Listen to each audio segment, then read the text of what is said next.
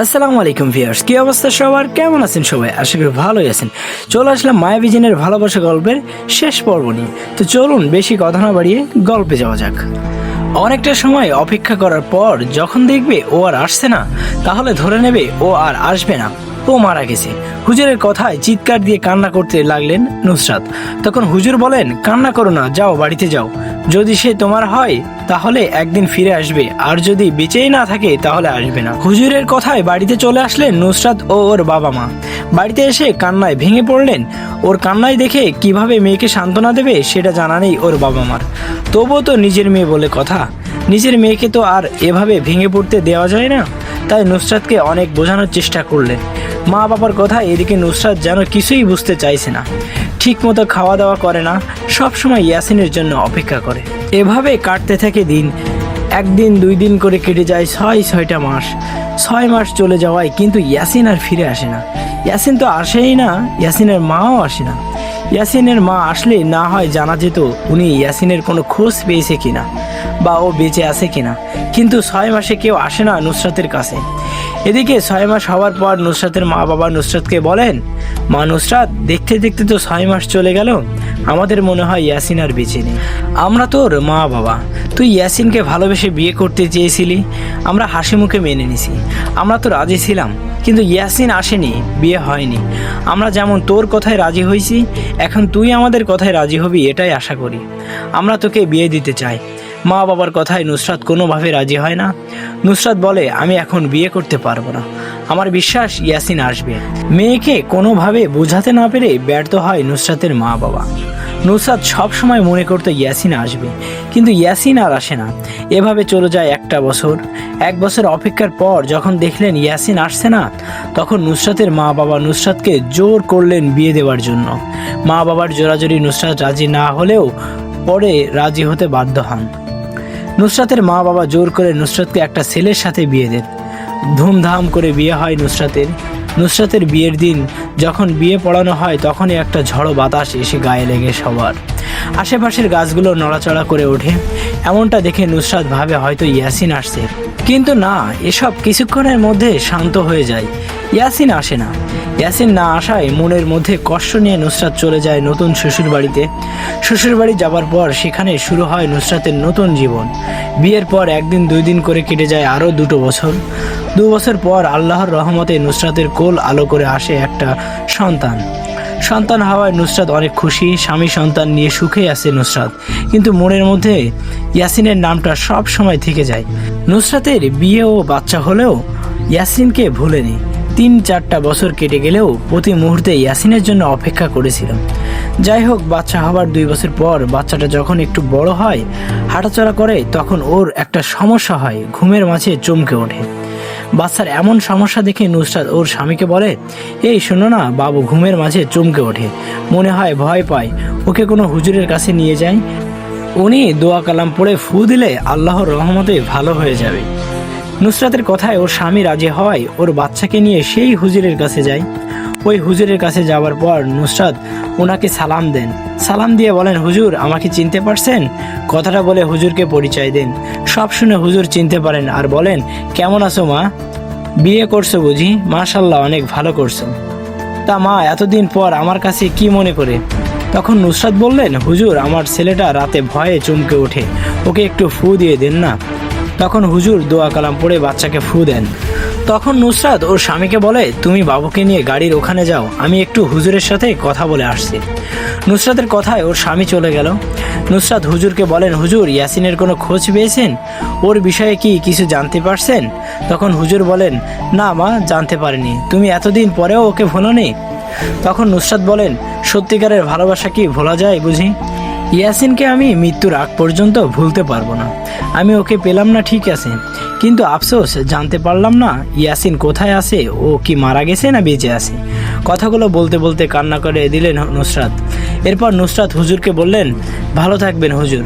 কথাটা বলে নুসরাত চলে যাবে। তখন হুজুর বলেন, দাঁড়াও মা, তোমার সাথে একটু কথা আছে। হুজুরের কথায় নুসরাত দাঁড়ালো। তখন হুজুর বলেন, মা নুসরাত, পৃথিবী বড় অদ্ভুত। আমাদের মাঝে এমন লোক আছে যাদের আমরা খারাপ ভাবি, কিন্তু তারা মন থেকে অনেক ভালো। আবার যাদেরকে ভালো ভেবে সম্মান করি তারাই কোনো না কোনো দিক দিয়ে খারাপ হয়। আমি এখন তোমাকে কিছু কথা বলবো, যেটা শুনে তুমি অবাক হবে, বিশ্বাস করবে না, তবুও আজ আমাকে সবটা বলতে হবে। আমিও তো বৃদ্ধা হয়ে গেছি, কখন মারা যায় কে জানে। তোমার ভালোবাসাই আমাকে আজ সবটা বলতে বাধ্য করছে। হুজুরের কথায় নুসরাত বলেন, কি বলবেন হুজুর বলেন। তখন হুজুর বললেন, শুরুতে তোমাকে একটা কথা বলি, আমি ইয়াসিনের বিষয়ে জানি, আর ইয়াসিন মারা যায়নি, ও বেঁচে আছে। আমি ইয়াসিনকে বন্দি করে রেখেছি দীর্ঘ 2 বছর। কি, আপনি ইয়াসিনকে বন্দি করে রেখেছেন? আপনি কি সত্যি বলছেন? কেন ওকে বন্দি করে রেখেছেন, কার কথায়? নুসরাতের কথার জবাবে হুজুর বললেন, ইয়াসিনকে বন্দি করেছি তোমার মা বাবার কথায়। তোমার মা বাবা আমাকে দিয়ে ইয়াসিনকে বন্দি করিয়েছে। না না, এটা হতে পারে না। মা বাবা এটা কিভাবে করতে পারে? মা বাবা তো সেদিন রাতে রেডি হয়ে বসেছিল, ইয়াসিন আমাদের যে রাতে নিয়ে যাওয়ার কথা ছিল। মা বাবার তো আমার ওই ইয়াসিনের বিয়েতে রাজি ছিল। তখন হুজুর বললেন, না তুমি ভুল জানো, তোমার মা বাবা তোমার ওই ইয়াসিনের বিষয়ে কখনো রাজি ছিল না। যেদিন প্রথম তোমার ওই ইয়াসিনের ভালোবাসার কথা জানতে পারে, ওরা সেদিন অবাক হয়েছিল, কিন্তু তোমাকে বুঝতে দেয়নি। তোমার কাছে সব সময় ভালো হবার অভিনয় করেছে, তোমাকে কখনো বুঝতে দেয়নি ওরা তোমাদের বিয়েতে রাজি না। তুমি ও ইয়াসিন একে অপরকে ভালোবেসে যখন বিয়ে করবা, তোমাদের বিষয়ে আগের রাতে তোমার মা বাবা আমার কাছে আসে আর আমার পা ধরে অনেক অনুরোধ করে। ওদের একটাই কথা, ওরা কোনো জিনের সাথে ওদের মেয়েকে বিয়ে দিবে না।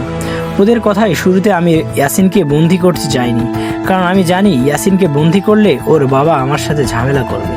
কিন্তু যখন দেখলাম তোমার মা বাবার মতো ইয়াসিনের বাবা ও তোমাদের বিয়েতে রাজি না, তখন আমি ওদের কথা মতো ইয়াসিনকে বন্দি করি। আমি ইয়াসিনকে মায়াজালে আবদ্ধ করে বন্দি করি, তাই অন্য কোনো কবিরাজ বা কোনো জিন ইয়াসিনের কোনো খোঁজ না পায়, ওর বিষয়ে জানতে না পারে। আমি ইয়াসিনকে বন্দি করি আর ওদের শর্ত দেয়, যেদিন তোমার বিয়ে হবে সেদিন ইয়াসিন মুক্ত হবে। এই কথা মতো ইয়াসিন আমার কাছে বন্দি থাকে, আর ওদিকে তুমি দিনের পর দিন ইয়াসিনের জন্য অপেক্ষা করো। তুমি অপেক্ষা করতে করতে যখন মা বাবার চাপে বিয়েতে রাজি হও, সেদিন তোমার বিয়ের দিন ইয়াসিনের ওই 6 ভাই আমার কাছে আসে আর বলে, হুজুর আমাদের বেয়াদবির জন্য মাফ চাচ্ছি, আমরা আমাদের ভাই ইয়াসিনের জন্য এখানে আসছি। আমরা বুঝতে পারছি ইয়াসিন ও নুসরাত একে অপরকে মন থেকে ভালোবাসে। আজকে নুসরাতের বিয়ে, আপনি দয়া করে ইয়াসিনকে মুক্ত করে দিন। আমরা নুসরাতের বিয়ে হবার আগে ইয়াসিনকে নিয়ে ওদের বাড়িতে যাব আর বিয়ে ভেঙে দেব। সেই 6 ভাইয়ের কথায় আমি শুরুতে ওদের বিশ্বাস করি, পরে ওরা আমাকে বলে, হুজুর আমরা ভালো হয়ে গেছি, আমাদের কথা শুনুন। আপনি যদি এখন ইয়াসিনকে মুক্ত করেন না দেন, তাহলে আমরা নুসরাতের মা বাবাকে মেরে ফেলব। সেই 6 ভাইয়ের কথায় আমি ইয়াসিনকে মুক্ত করে দিই, আর ওই 6 ভাই ইয়াসিনকে নিয়ে দ্রুত তোমার বাড়িতে চলে যায়। কিন্তু ততক্ষণে অনেক দেরি হয়ে গেছে। ওরা তোমার বাড়িতে যাবার আগেই তোমার বিয়ে হয়ে গেছে। তোমার বিয়ে হয়ে গেছে দেখে ওরা কেউ আর তোমাদের সামনে যায়নি। তোমাকে বিয়ে হতে দেখে দুঃখে কষ্টে সেখান থেকে চলে যায় ইয়াসিন ও ওর 6 ভাই। মা নুসরাত, তোমার সত্যিকারের ভালোবাসা দেখে আজ সত্যিটা লুকাতে পারলাম না, সবটা বলে দিলাম। ইয়াসিন এখনও তোমাকে অদৃশ্যভাবে দেখে খোঁজ নেয়, কিন্তু তোমার সামনে যায় না।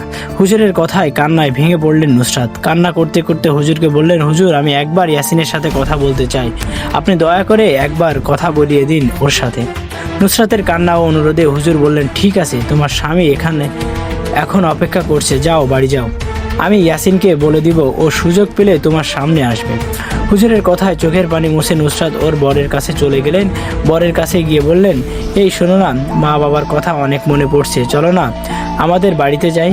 আমি থাকবো না, গিয়ে মা বাবাকে দেখে বিকেলে আবার বাড়িতে চলে যাব।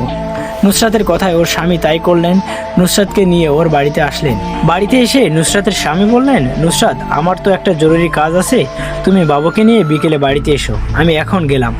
কথাটা বলে উনি চলে যাওয়ায় নুসরাত বাড়িতে ঢুকলেন। বাড়িতে যাওয়ার পর মা বাবা খুশিতে বললেন, আরে মা নুসরাত, হঠাৎ করে চলে আসলি, নানা ভাই তুমি আসছো, আসো আসো কোলে আসো। এই বলে নুসরাতের বাবা নুসরাতের ছেলেকে কোলে নিলেন, নিয়ে বললেন, আয় মা ঘরে আয়।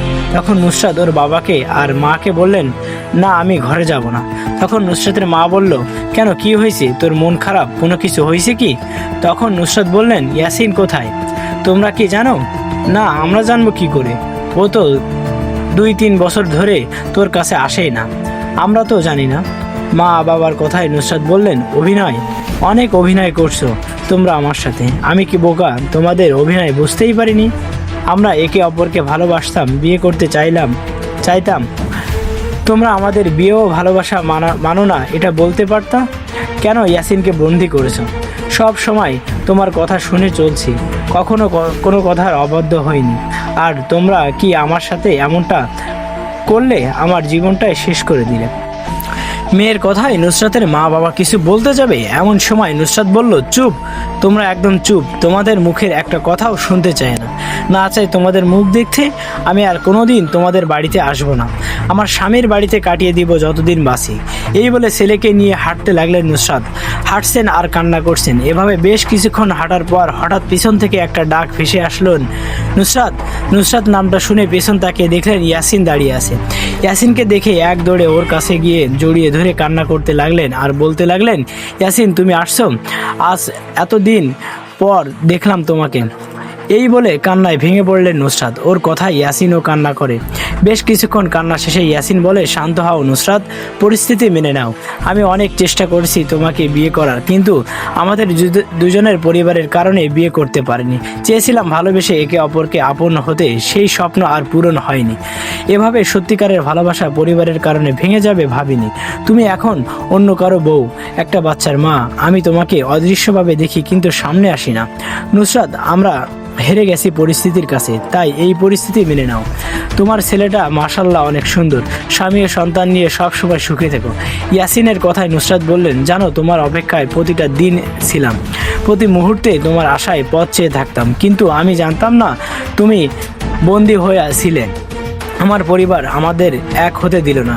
ইয়াসিন, আমি এখন অন্য কারো স্ত্রী। আমার স্বামী আমাকে খুব ভালোবাসে। আমি স্বামী ও সন্তান নিয়ে খুব সুখে আছি, হয়তো সামনেও থাকবো, কিন্তু তোমাকে আমি কখনো ভুলবো না। কথাটা বলে বাচ্চাকে কোলে নিয়ে শেষবারের জন্য ইয়াসিনের মুখের দিকে তাকিয়ে চলে গেলেন নুসরাত। নুসরাত ও ইয়াসিনের মতো অনেক সত্যিকারের ভালোবাসা হেরে যায় পরিবারের কাছে। যারা পরিবার ও পরিস্থিতির কাছে হেরে কষ্ট পেয়েছেন বা পাচ্ছেন, তাদের বলবো এই পরিস্থিতিটা মেনে নিন, নইলে এটা আপনাকে কুড়ে কুড়ে খাবে। নুসরাত ও ইয়াসিনের অসমাপ্ত ভালোবাসার গল্পটা এখানে শেষ করলাম। এই ছিল আজকে আমাদের ভিডিওটা। যদি ভিডিওটা ভালো লাগে তাহলে অবশ্যই চ্যানেলটা সাবস্ক্রাইব করে আমাদের পাশেই থাকবে। দেখা হচ্ছে পরবর্তী কোনো নতুন গল্প নিয়ে। সো আশা করি আমাদের সাথেই থাকবেন।